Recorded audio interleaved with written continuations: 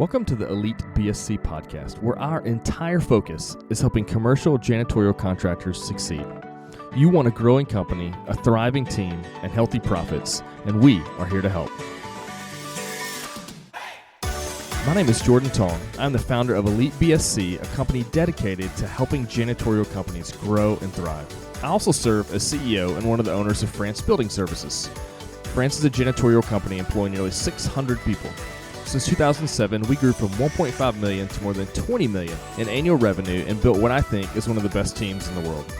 The goal of Elite BSC in this podcast is to give owners in the industry a vision of where their company can be and the information and tools to get there. I want to share what I have learned over the years to make this a reality for you.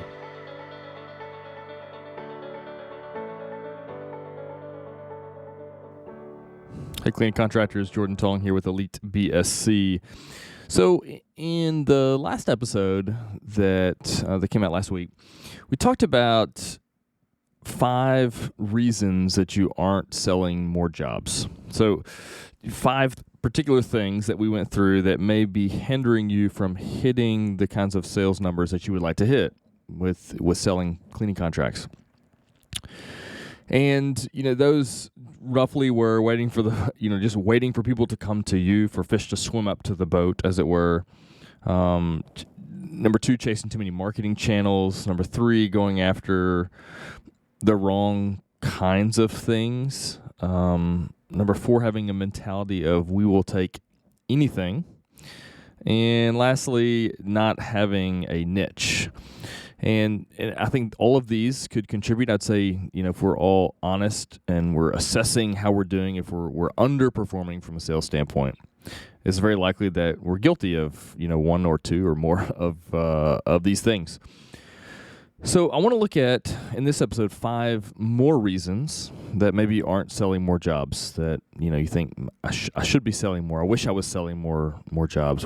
What is maybe preventing me from that? So in addition to the original 5, let me list 5 more. And again, not all of these are going to hit you. Like, it depends on the stage of your company and where you're at, and what you're like and that sort of thing. So the first one on this new set of 5 is that we're not professional enough. That maybe you're not giving off the air of professionalism and confidence, that is a professional confidence that is necessary to win certain types of clients. So there's a sense in where this doesn't really matter, and it's not like super important to be on your complete A game when the accounts are really small. But as the account sizes start to ratchet up and we start looking at, $4, $5, $6, $7, $8,000 a month accounts, $10,000, $20,000, $30,000, $40,000 a month accounts, the level of professionalism needed, I think, is a bit more.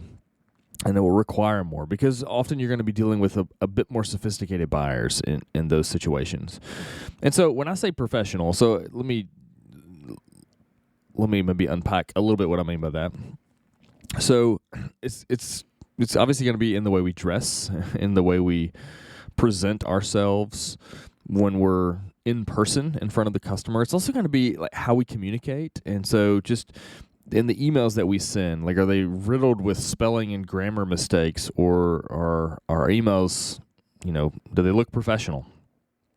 And if you struggle with spelling or grammar, you should get something like Grammarly, which is a software that you can put on your computer that'll help you write grammatically correct sentences and paragraphs. So that could be something. I mean, just in our sales approach, we could be too pushy, too salesy, too cheesy. There's lots of ways that you can stray away from being professional. Because what we're trying to do is we're trying to sell these bigger accounts is get someone to have confidence in us. And the bigger their organization is, the more confidence they need and the more professional we need to be in order to gain that confidence from them. So that would be my first one. Number 2 is lack of persistence and consistency. So here's what I mean by that. So getting accounts, B2B accounts in our industry, takes time and effort and persistence over the long haul. we're dealing with sales cycles that are at a minimum a year and at a maximum 5 years.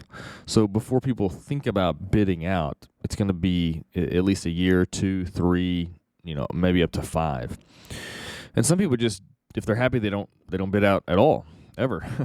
And so there's a level of what I would call patient persistence that is required, that you have in pursuing these clients. So what we want to do is stay in front of them, not in a pestering way, but in a persistent way that they always know that we're there. So that might be, periodic phone calls or nurture emails or something of that sort. But we need to, if we don't have the account and it's an account we would want, we need to be fairly persistent and consistent in reaching out to them until we can identify a bid date that's coming up. And again, I can't stress enough, we don't want to pester them and annoy them, but we've all had good experiences with salespeople that have been persistent with us, but also in such a way that, that it doesn't feel overbearing. And there's been many times where I've been thinking, okay, I'm ready to buy, such and such. And I'll think, that person is the first person I'm going to call because of the way that they pursued.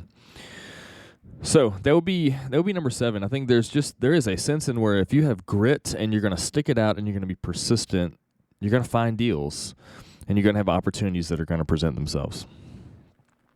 Okay. That is number 2. Number 3, and this is kind of related to number 1, I suppose, in some ways, is that we don't instill confidence in the customer. So when you think about when you're selling a job and, let's say you get an opportunity, you get to do a walkthrough and you're going to be able to spend time with the prospective customer and then be able to, in a few days later, present them a proposal. They are often going to be scrutinized by whoever they report to on the decision that they made. So when the cleaning doesn't go well, usually that point of contact is the one that gets in trouble on their end, who in turn gets us in trouble. And so when they think about making a switch, it's often a big deal, and there's a bit of pressure. And I've been in so many, bid scenarios where I've been in a proposal meeting, and you can tell that. And they'll say it, many times, like they're a bit nervous about making a switch because they don't know you. And, as the old saying goes, the devil you know is better than the devil you don't know. Like, they know what they're getting now, and making a switch involves some risk. And what we're trying to do in the sales process is lower that perceived risk on their end. And we do that by instilling confidence in them. And so what that means is we display a competence that throughout the process that we know what we're talking about. Like, we are experts in this field. And so let me just give you like a really practical way that this could maybe present itself. So let's say you're doing a proposal for someone, and they're hesitant about switching. You could present them with a startup plan that you could talk about, like, hey, I know that the transition is the part that's probably the most worrisome, that has the most potential pitfalls. We get it. And we're not perfect, and that process is never perfect, but we have a plan in place because we know it's a difficult transition. And here's our plan. And we show someone, here's the startup plan. Like, this is the steps we're going to go through to make sure this job kicks off as a success.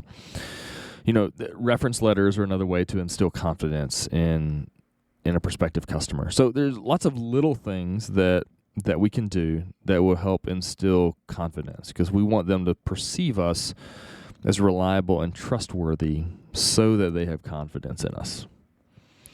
Okay, so that's number 3. Number 4 is not having a solid proposal. So again, this is very similar to the not professional enough, and in some ways kind of tied to it, that as the account sizes get larger, it becomes more important for our presentations to be more professional and our proposals to be a bit more thorough than they were before. Now, there's a mistake you can make here. Like, you don't need to just pack your proposal full of completely unnecessary information that nobody cares about. So we want to think about what are the things that my prospective customer would care about, or things that would help instill confidence. That's the kind of stuff, we want to put in the proposal. We don't need to put a page detailing every, chemical that we ever use, or that sort of thing. Like, customers don't really care about that. But we want to put in there our processes and our plans for here's how we're going to ensure success at your facility. And here's what we're going to do to make that happen. And so these proposals, they should be well done. They should be, done professionally. They should have some graphic design appeal to them. And in previous areas, this was a little bit difficult to do. I mean, you had to have access to a graphic designer. You often outsource that.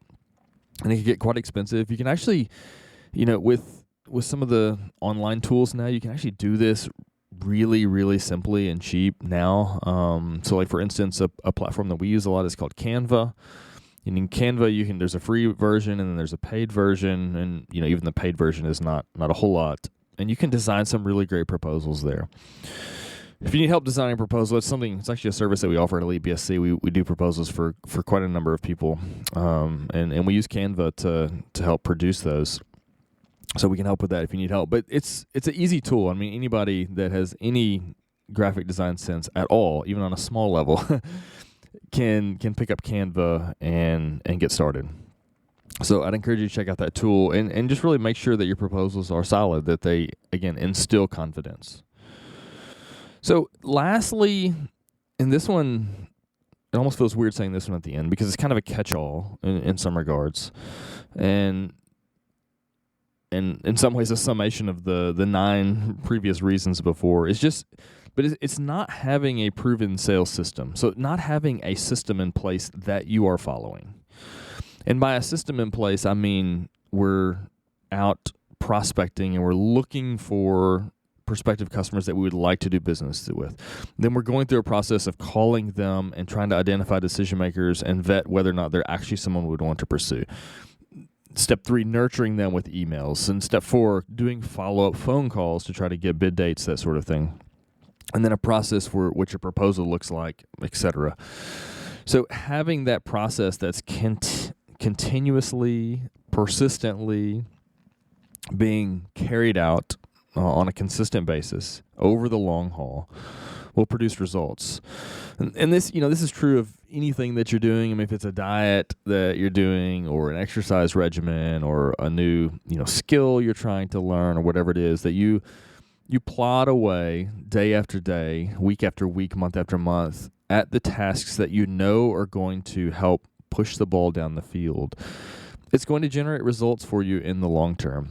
Doesn't mean your process has to be perfect. It doesn't mean that it has to be, without flaw. But having a process, and again, some of these things are very simple to see what needs to be done. Having a process and then executing on it. I mean, it's just so simple in some regards, which is true of so many things in life. Losing weight in some regards is so simple. You need to eat less calories than you burn in a day. Like, it's not complicated, but it's small decisions and small actions throughout the day, throughout the week that make that possible. And the same is true in sales. So we need to be doing the small actions, doing the small things, following the process that we know works week after week, month after month, in order to get the kinds of results that we're looking for. So listen, I hope this is helpful. One of the things that we do at Elite BSC is we help people with marketing work. So if you got any questions, we do email marketing programs for people. About to start doing some cold calling for other cleaning companies, to help them grow their business. So if there's anything we can do to help in that regard, you'd like to chat about that, feel free to reach out to me, Jordan@elitebsc.com. And I hope this is helpful, and I hope you have tremendous success the rest of this year in sales, and hopefully some of these tips will help make that possible for you. So put this stuff into practice, and I'd love to hear some feedback on how things are going for you. We'll see you next time. If you found the information in this podcast helpful, please like and subscribe on whatever podcast platform that you're using. If you would like more resources or help to grow your cleaning company, head over to elitebsc.com. We have loads of articles, videos, free tools, coaching options, and a lot more. If your company is greater than $500K in revenue and you want to take your learning experience to the next level, check out our mastermind group. You can learn more about that at elitebsc.com/mastermind.